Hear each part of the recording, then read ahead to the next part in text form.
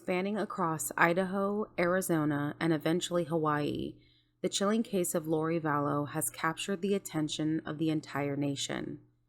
It all began with the disappearance of 7-year-old autistic JJ Vallow and his sister, 16-year-old Tylee Ryan, in September of 2019.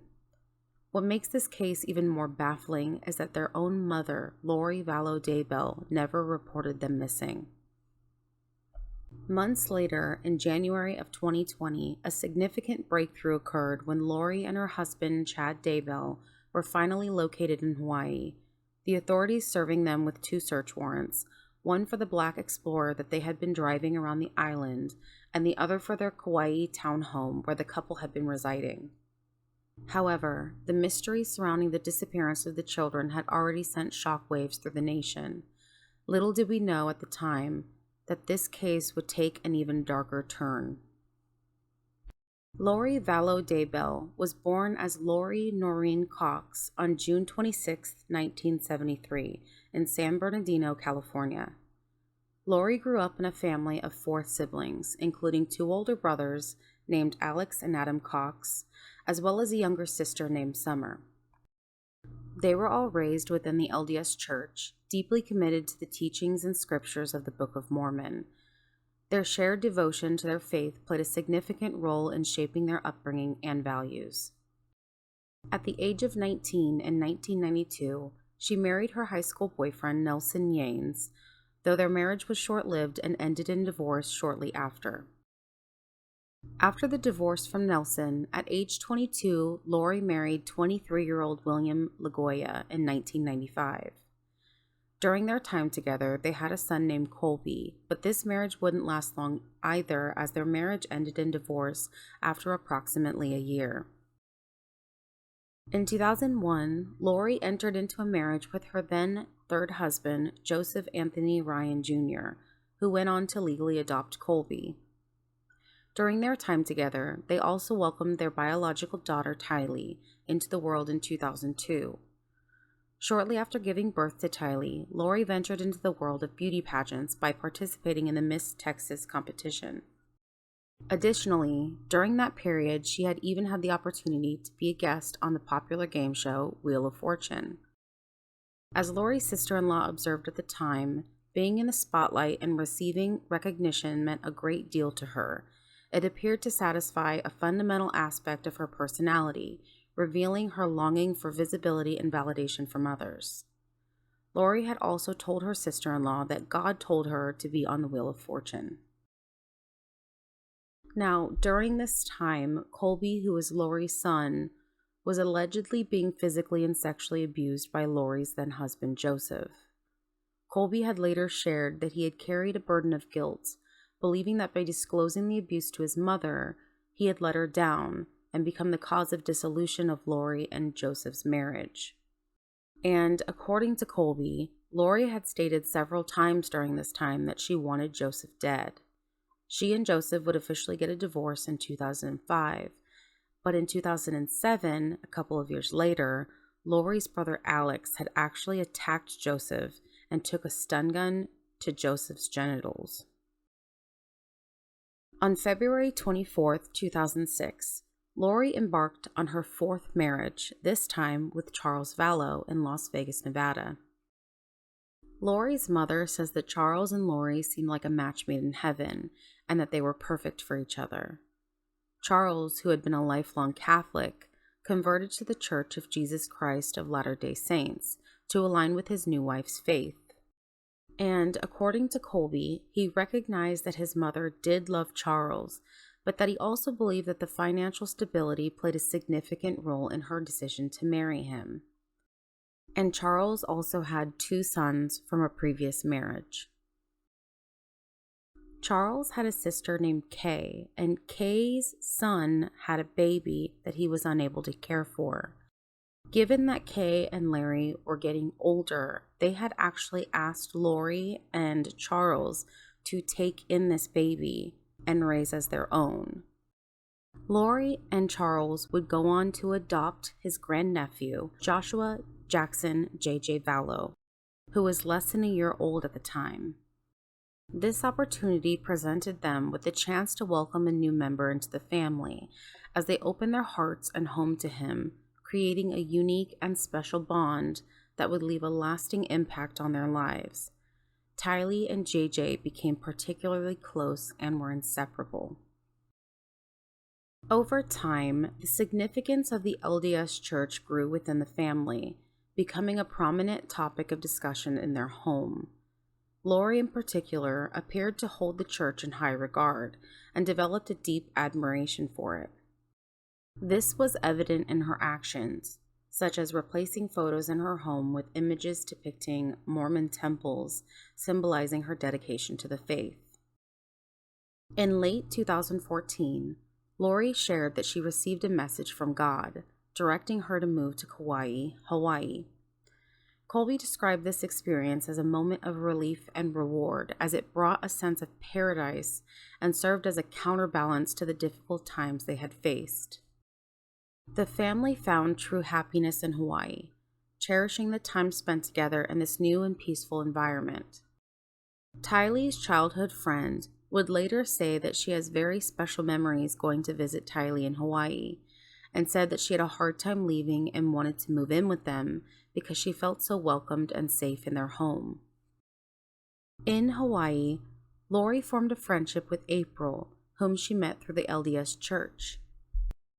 Initially, April saw Charles and Lori as the perfect couple, living an idyllic life.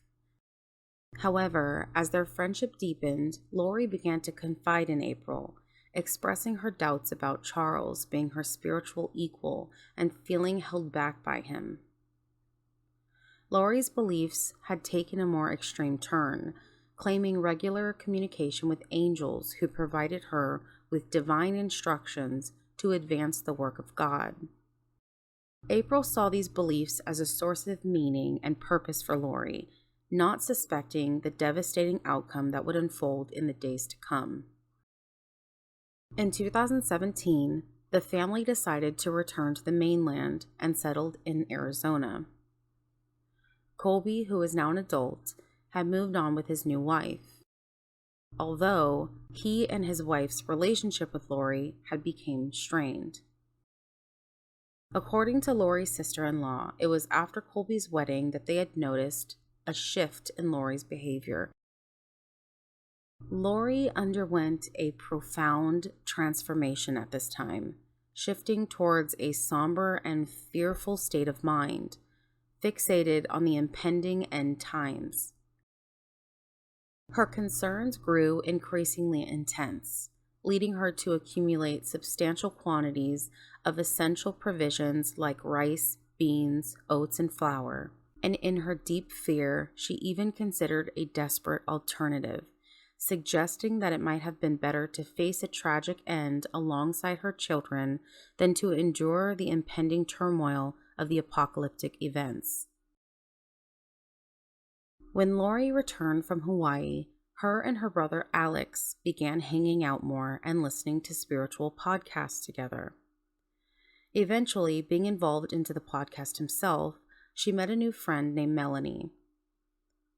Colby and Tylee began to feel uncomfortable with Lori's new involvement with this podcast, saying that it felt off and that their mother acted different and spoke different on this podcast with Melanie Gibb. Lori took on the role of leading a small group of individuals who shared a common interest in a specific spiritual path. This group included Melanie Gibb, Melanie, her niece, her brother Alex, and Zulema, whom she had met through their church. And it was during this time that Lori became acquainted with Chad Daybell's Doomsday books and started attending his conferences to hear him speak. It was at one of these conferences that she had her first encounter with Chad at a book signing. They engaged in extensive conversation, with Lori asking numerous questions, and a connection between them began to form. During this initial meeting, Chad shared with Lori the belief that they had been married multiple times in previous lives. During this period, Chad Daybell was married to Tammy Daybell, with whom they had 5 children. He authored several apocalyptic books and outlined his beliefs. According to his teachings, individuals were assigned a ranking based on their past lives. Chad claimed that only 144,000 chosen ones would be saved during the upcoming apocalypse, carrying on the work of God after the establishment of the New Jerusalem. Chad began proclaiming that Rexburg, Idaho was the New Jerusalem, where he believed he would lead the chosen people. In Chad's version, he saw himself as the leader instead of Jesus Christ. He considered his books to be scripture, akin to the Book of Mormon. Lori, influenced by Chad's teachings, regarded his books as nonfiction and became deeply enamored with his ideas and even featured Chad on her podcast. According to Lori's friend April, Lori sent her a text message informing her of Charles's death and claiming that he was being controlled by a demon named Ned, or sometimes Nick, Snyder. Lori expressed her belief that the day would come when the demon would die as it was using Charles's body as a host, and appeared to be eagerly awaiting for this event to occur. Now, Charles grew increasingly concerned about Lori's well-being as her behavior was becoming more erratic. Lori began spreading rumors within the family that Charles had been unfaithful, leading Colby to confront his father about the alleged affair. In response, Charles denied the accusations, expressing that Lori was not the person that they all believed her to be. Initially, Colby found it difficult to believe Charles and suspected him of deflecting blame onto his mother. Charles had reached out to the family via email, describing Lori as mentally unstable and claiming that she believed herself to be a god or a superior being. This further strained the family's relationship with Charles, and they began distancing themselves from him under Lori's influence. Adam, who was Lori's other brother, recalled receiving distressing phone calls from Charles, who tearfully expressed that he no longer recognized the person that Lori had become. Eventually, the entire family, except for Adam, severed ties with Charles. Now, it is also worth noting that Joseph Ryan, at this time, Lori's ex-husband and Tylee's biological father, was found dead in his Phoenix home during a welfare check on April 3, 2018, at the age of 59. His cause of death was ruled as a heart attack. Lori was notified as she was listed as his next of kin, but after 5 weeks, when no one had come to claim his body, it became apparent that his family had not been informed. Joseph was eventually cremated, which meant exhuming his body impossible. In January 2019, while Charles was on a business trip in Houston, Lori took the troubling actions of canceling his flight back to Arizona and having her brother Alex remove Charles's truck from the airport parking lot. Alex then proceeded to enter the house and remove all of Charles's personal belongings. Charles, feeling upset and frustrated, reached out to Lori's mother, expressing his need to have his truck and clothes returned. Upon Charles's eventual return that night, he discovered that he was unable to get in touch with his children, Tylee and JJ. Worried about their well-being, he contacted the police for assistance. During the encounter with the responding officer, Charles explained that Lori had seemingly lost touch with reality, believing herself to be a resurrected being and a god. He further revealed that Lori had emptied their joint bank account, taken possession of his truck, and expressed threats against his life, claiming that he was an imposter named Nick Snyder. With concerns for Lori's mental health, Charles sought a mandatory hospital pickup order to ensure she received psychiatric evaluation. Accompanied by the police, he entered the home, only to find that all of the vehicles and everyone had vanished. In the body cam footage, Charles can be seen visibly distressed, his voice trembling, and he expressed his confusion and worry about the whereabouts of his children. However, the police informed him that at that moment no crime had technically been committed, and since they were married and he hadn't been home, Lori had the legal right to take her children with her.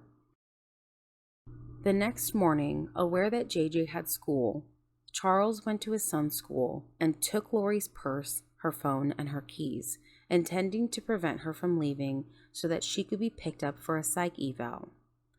Subsequently, Lori, accompanied by Tylee and Melanie, went to the police department later that day.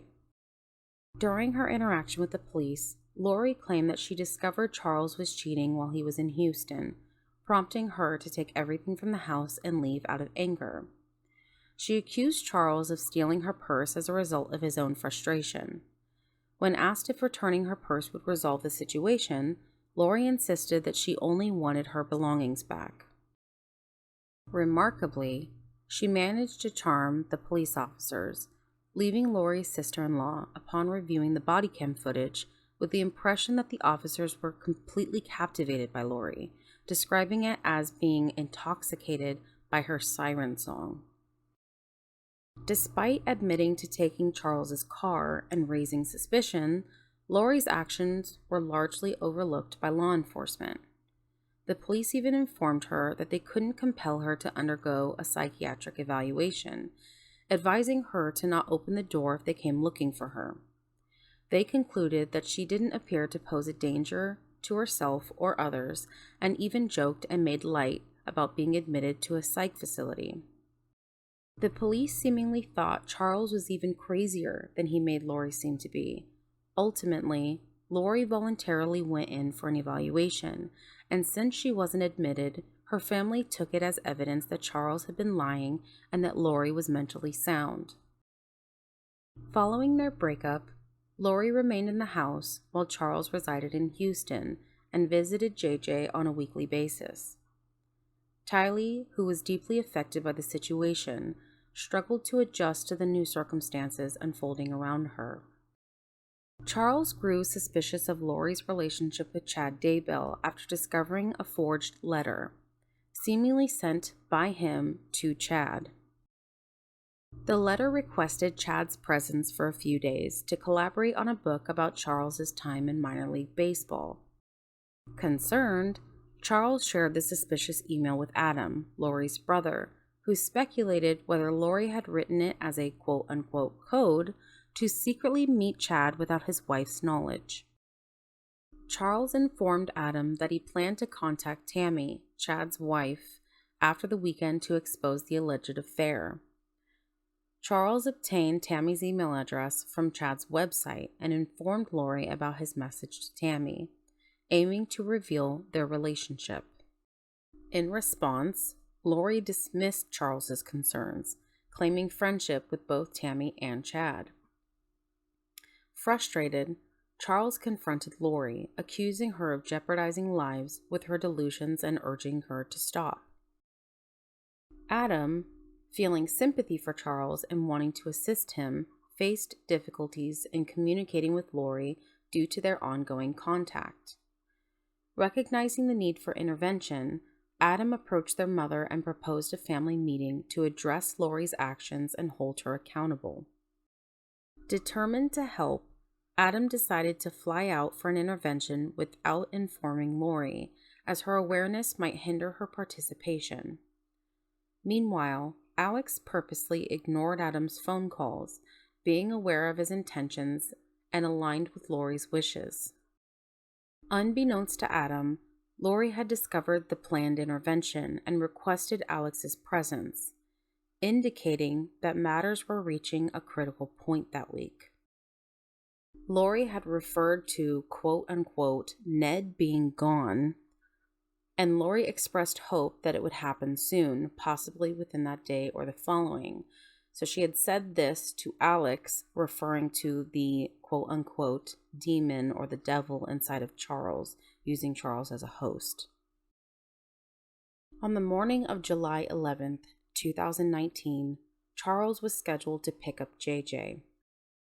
Charles sent a text to Adam, mentioning that Alex was present at the house when he went to pick up JJ.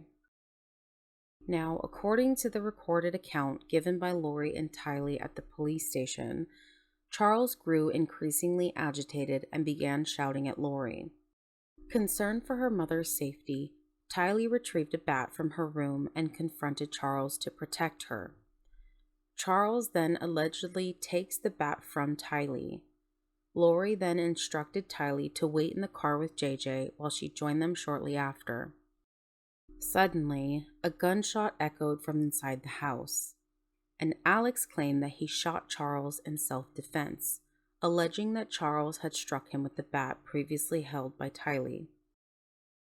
After the incident, Lori takes off, while Alex called the police for an ambulance, informing the dispatcher about shooting his brother-in-law in self-defense. The dispatcher asked if Charles was unconscious, to which Alex confirmed. The dispatcher then instructs Alex to provide CPR while waiting for the ambulance, but Alex expresses his inability to revive Charles. When the police arrive at the scene, they requested Alex to exit the house. They observed a minor amount of blood on the back of Alex's head, claiming he was hit with a bat. Upon entering the house, they discovered Charles laying dead on the floor with an apparent gunshot wound to the chest.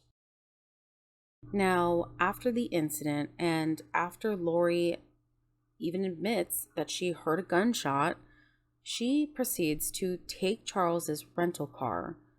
She drove the children to a Burger King drive-thru to get breakfast. She then drops JJ off at school, and then makes a stop at a Walgreens to purchase flip-flops for herself and Tylee. Upon Lori returning to the home where the tragic event had taken place, the police were already engaged in obtaining Alex's account of what had occurred. Now, the entire interaction between the police asking for Alex, Lori, and Tylee's version of events was all caught on body cam footage.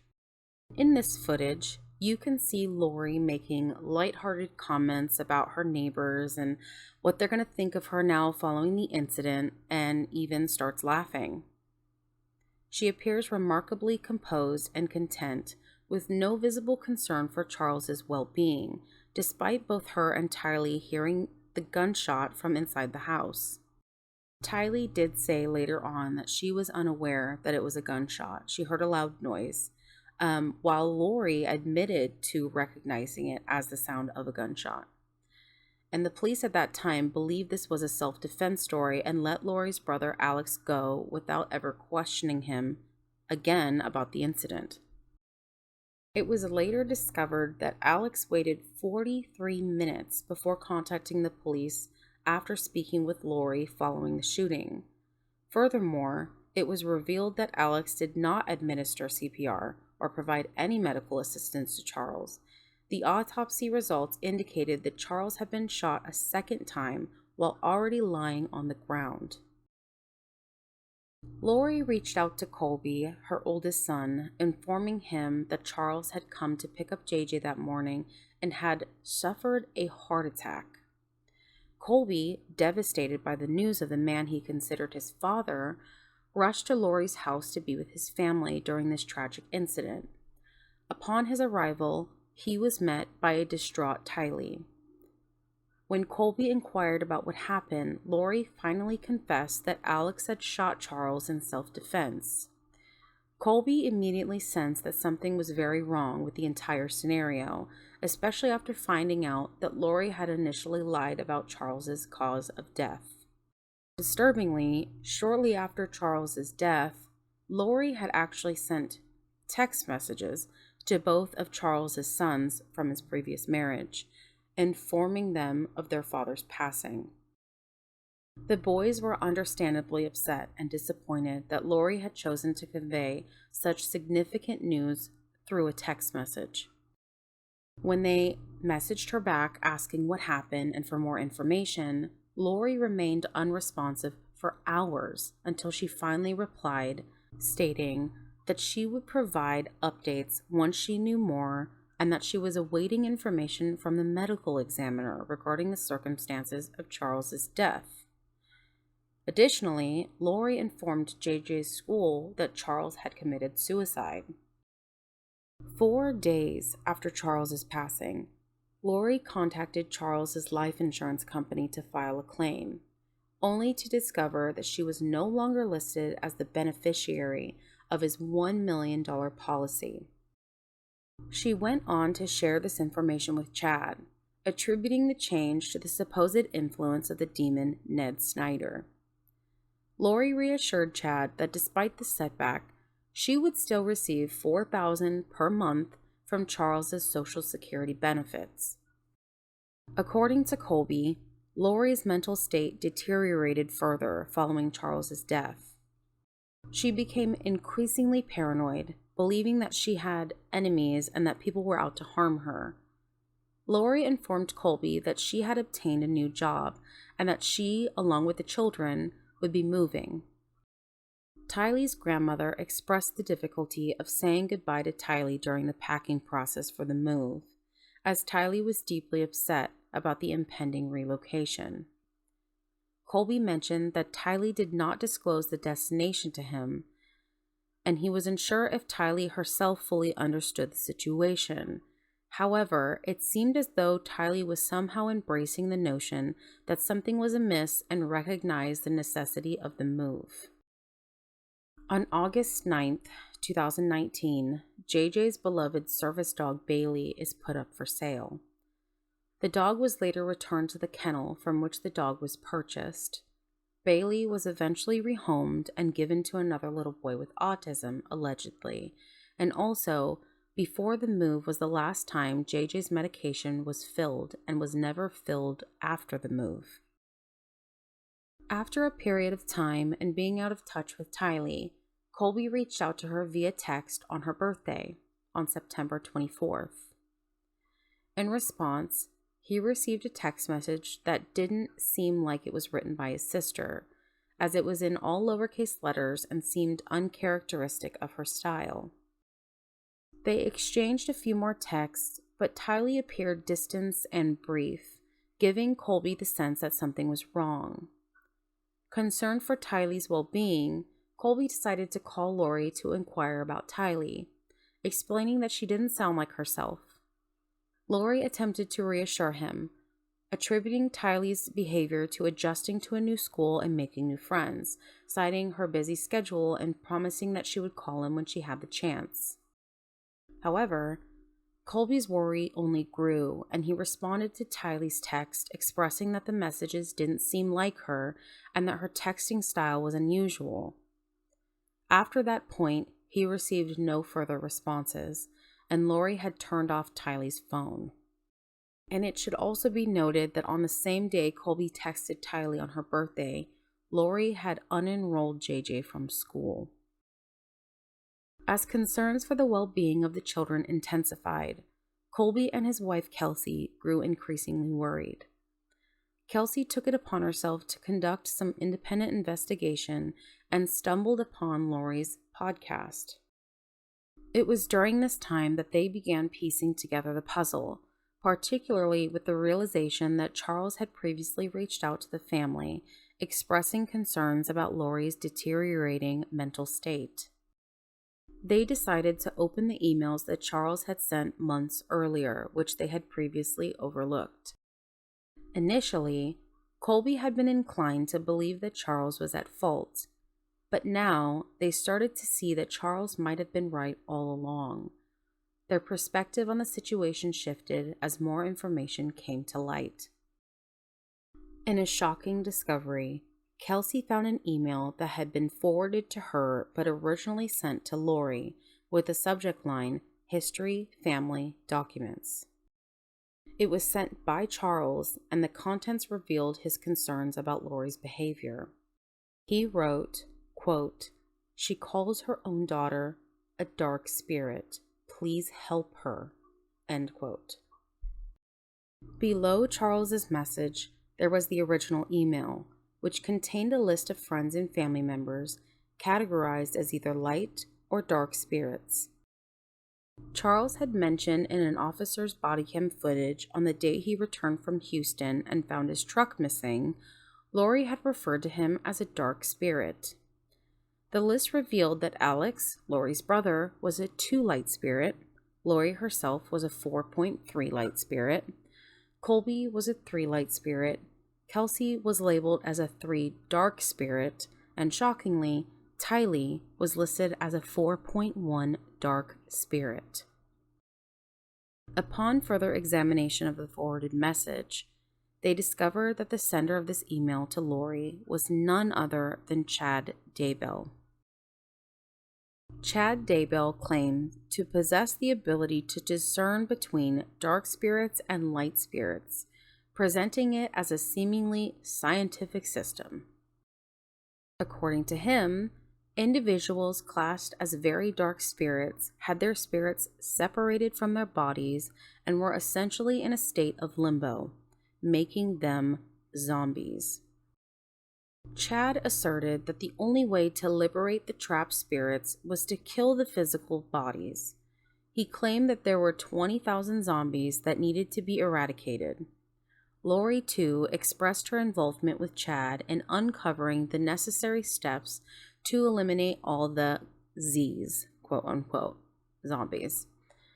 In their distorted belief system, any act of murder against individuals deemed zombies were considered entirely justifiable.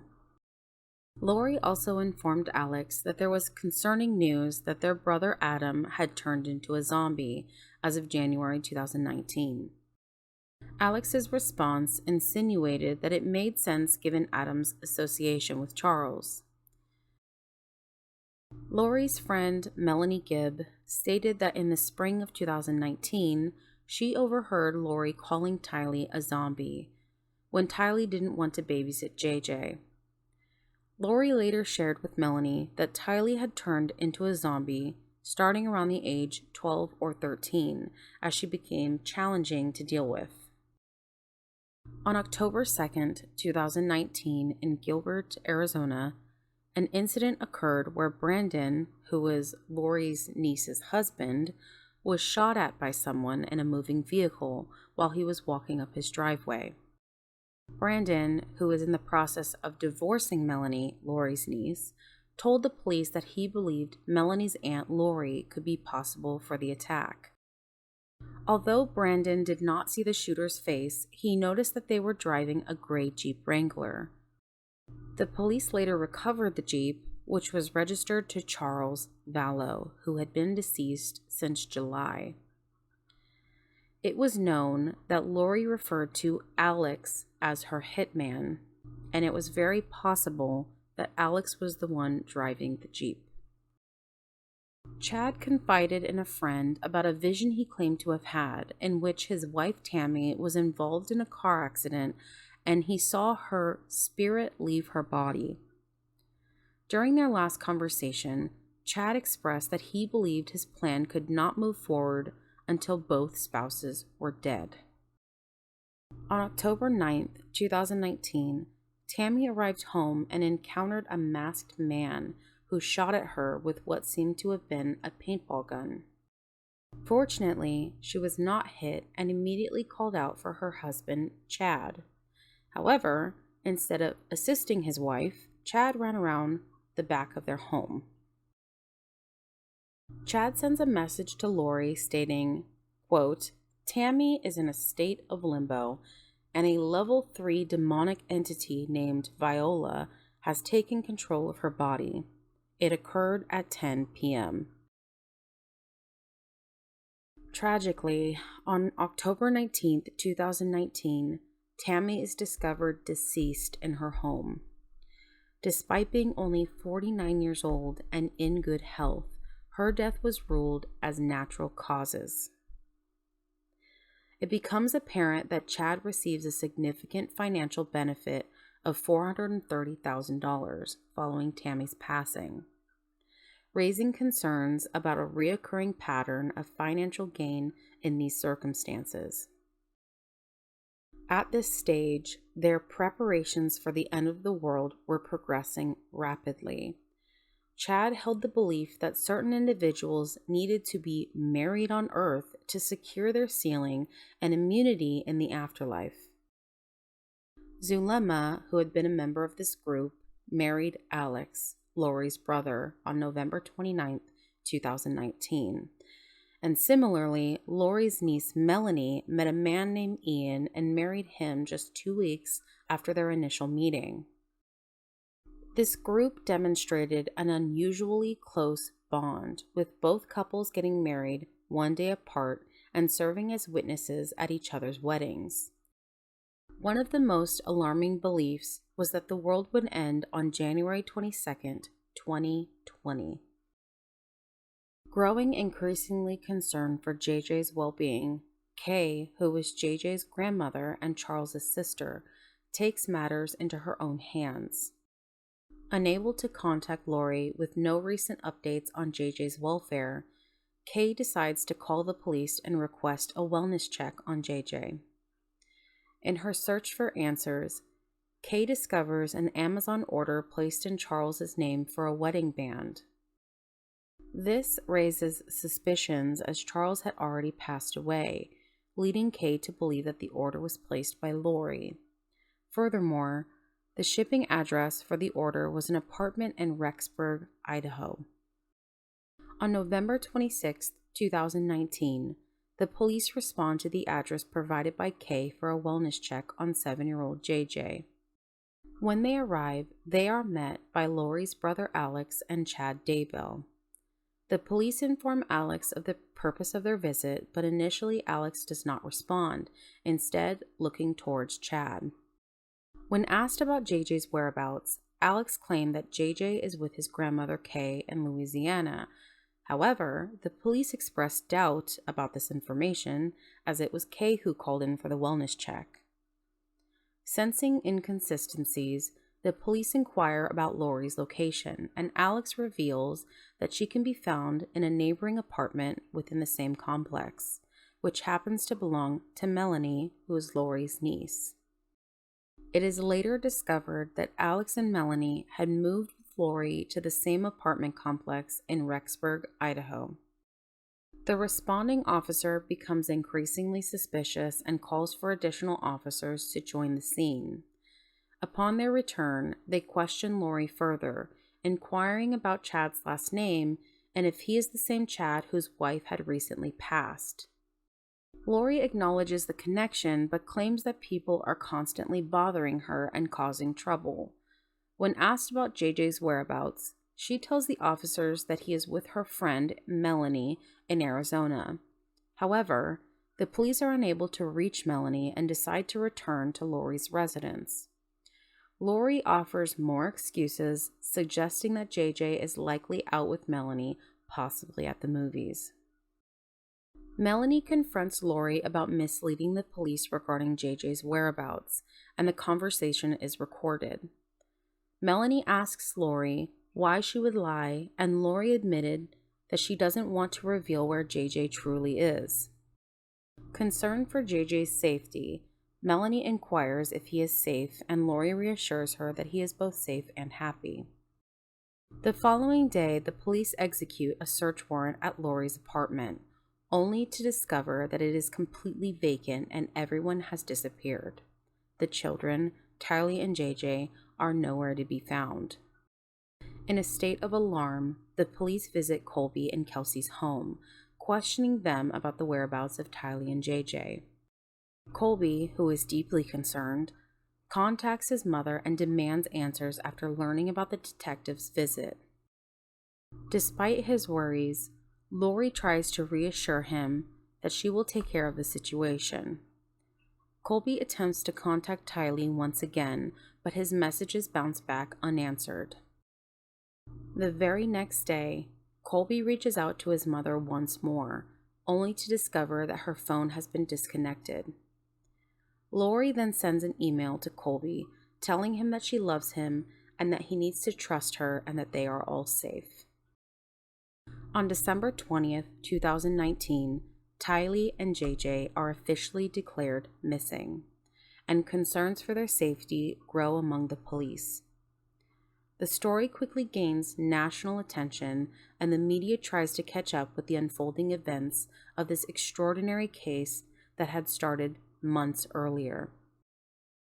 On December 11th, Tammy's body is actually exhumed as suspicions surrounding her death grew. The results of this were completed by January 2021, but they were not made public until recently on April 2023, and it was determined that Tammy Daybell had been asphyxiated by someone else. Zalema begins to notice striking similarities between the narratives Chad and Lori present about Tammy and the ones they had regarding Charles, implying that they believed both individuals had turned into zombies. Zalema confronts Alex, expressing her disbelief that they would harm people based on their belief in zombies. Alex responds with a simple no to Zalema's question, and Zalema starts to walk away from Alex. When she walks away from him, he finally speaks up and says, quote, "I think I am being their fall guy," end quote. When she tries to question him further, he refuses to say anything more. On the day following Tammy's body being exhumed, Alex, Lori's brother, is found dead. The cause of his death is determined to be blood clots in his lungs and is classified as a natural death. Colby expresses his deep suspicion regarding the increasing number of deaths surrounding Lori.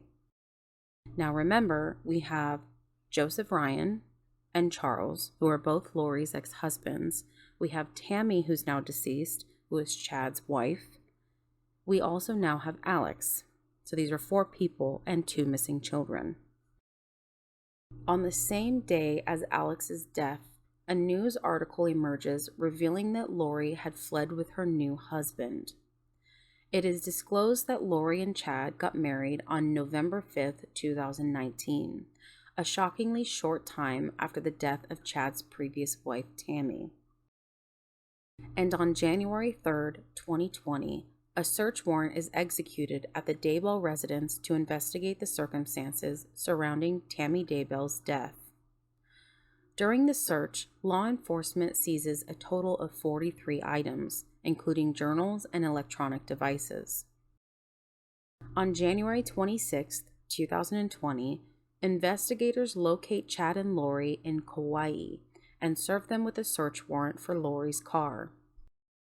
In the body cam footage captured during the encounter, Lori appears nonchalant and uncooperative, shrugging and smirking without providing any substantial information on the whereabouts of her children. Authorities discovered significant items, including the birth certificates of JJ and Tylee, Tylee's bank card, JJ's iPad, as well as his school registration from Idaho. It was also revealed that Tylee's bank card had remained active and had been used since September.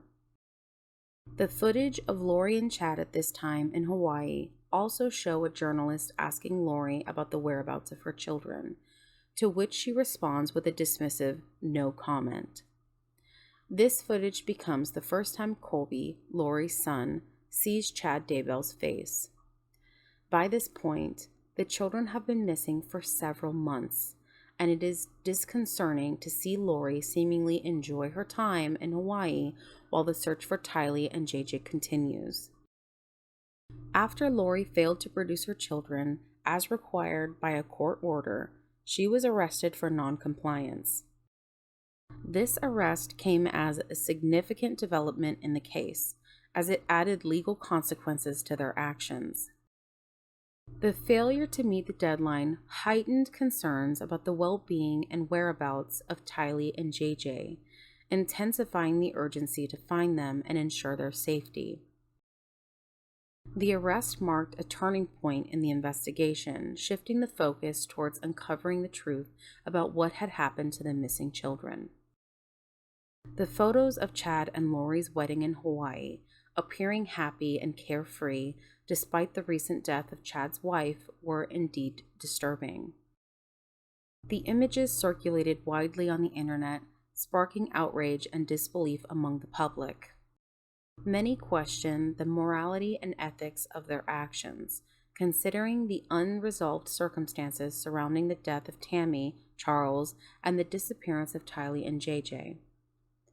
Adding to the eerie nature of the situation, Lori was seen wearing the same ring that was ordered on Charles's Amazon account, and the purchase of the ring was only days prior to Tammy's death, raising further questions about her involvement and motive.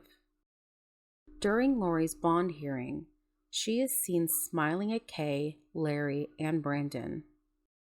The prosecution pointed out a disturbing and consistent pattern in Lori's life. They highlighted the ongoing investigations into the 3 deaths that had direct connections to her. The prosecution expressed their deep frustration over the continued absence of the children and emphasized that Lori had adamantly refused to cooperate in any efforts to locate them, even before charges were officially filed. That evening, Colby made a phone call to his mother at the jail. Lori maintained that the children were safe and reiterated that she would never harm them. However, Lori's mother held a different belief. She did not believe that the children were missing and was convinced that Lori knew their whereabouts. In May 2020, Lori's mother and sister Summer appeared on a television interview to express their perspective. They adamantly stated that they did not believe any harm had come to the children and praised Lori as an exceptional mother who would never do anything to hurt them. Despite their assertions, many viewers perceived their stance as being in denial of the grim reality. Eventually, sadly, Lori's mother admitted that everyone was right and they were wrong, retracting their initial statement that was defending Lori's innocence. Investigators gained access to Lori's iCloud account and discovered a significant photograph taken on September 8, 2019, at Yellowstone National Park. The photo depicted JJ, Tylee, and Alex together. This image became crucial as it was the last known photo of Tylee. With Alex now deceased, an important piece of the puzzle was missing. However, the police had access to Alex's cell phone, which provided valuable information.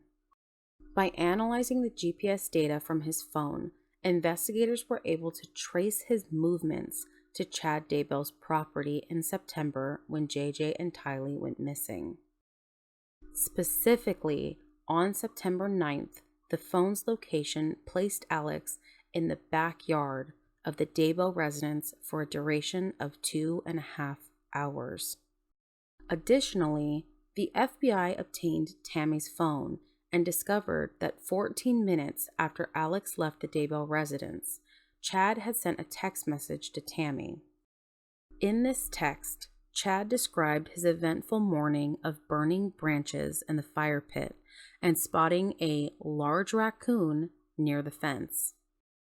He mentioned that he quickly retrieved his gun to shoot the raccoon, and he claimed the raccoon was now buried in their pet cemetery on the property.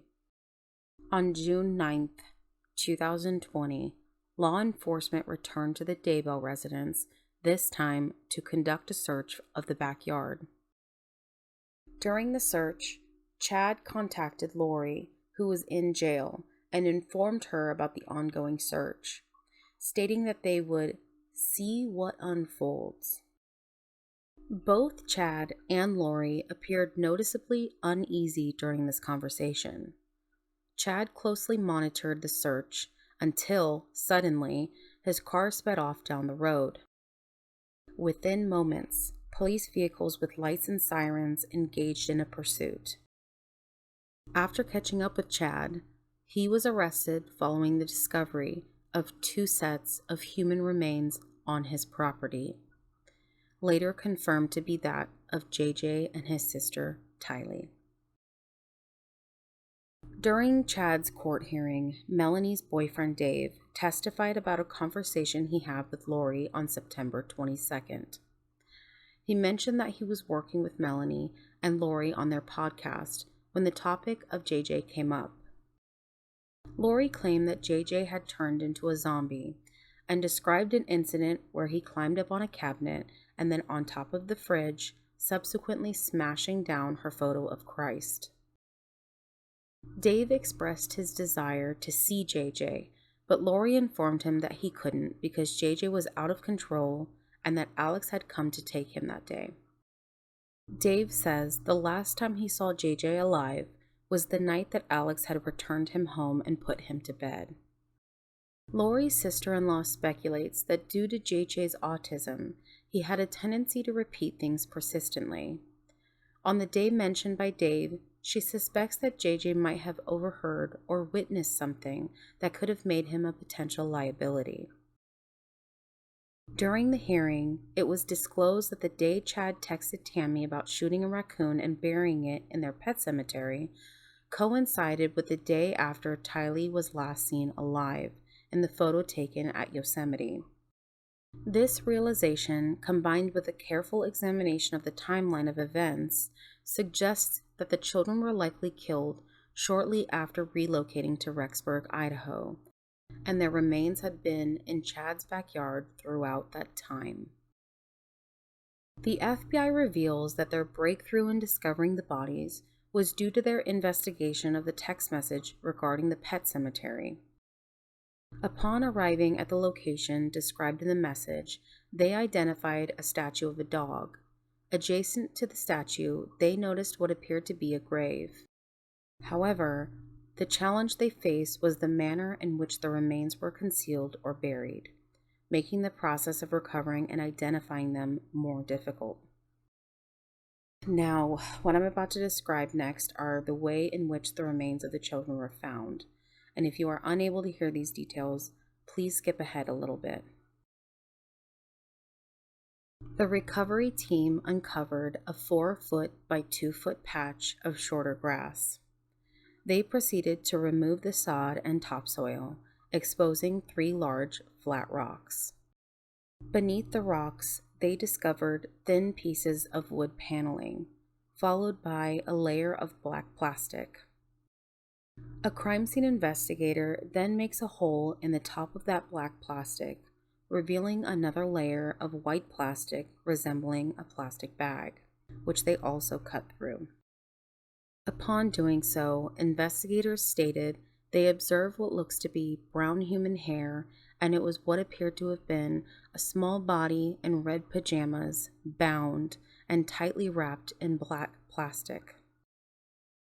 JJ's cause of death was ruled to be asphyxiation due to a plastic bag being over his head and duct tape over his mouth. Another team of investigators was assigned to search a separate section of the yard, known as the pet cemetery, according to the Daybell family. Initially, they unearthed the remains of a cat and a dog as expected. However, as they continued digging, they came across a peculiar finding. Among them was a melted bucket, and under the bucket was a partial human skull. What turned out to be the remains of Tylee Ryan. Because of the condition of Tylee's remains, it was difficult to assess what happened to her. The only thing investigators knew for sure was that whoever did this dismembered her body and burned it. She was found to have died by homicide by unspecified means.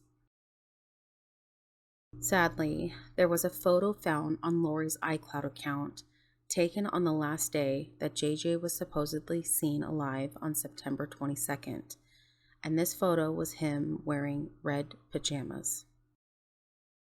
Lori's attorneys initially raised concerns about her mental competency, leading her to being committed to an Idaho Department of Health and Welfare mental facility for 90 days. She was initially found incompetent to stand trial on May 27, 2021, resulting in a stay in her case. After receiving mental health treatment, she was later deemed competent to stand trial, then deemed incompetent again, and finally competent once more. Lori and Chad were now being indicted on murder charges for the deaths of JJ and Tylee, as well as charges related to Tammy's death. On May 12, 2023, Lori Vallow Daybell was found guilty of all criminal charges, marking a significant milestone in the pursuit of justice for JJ, Tylee, and Tammy. Her sentencing hearing has not yet been set, and Chad's trial beginning in 2023. As we reflect on the lives lost and the impact felt by those left behind, we are reminded of the importance of vigilance, compassion, and unwavering dedication to protect and safeguard the most vulnerable among us. The memory of JJ and Tylee will forever serve as a reminder to cherish and protect the innocent.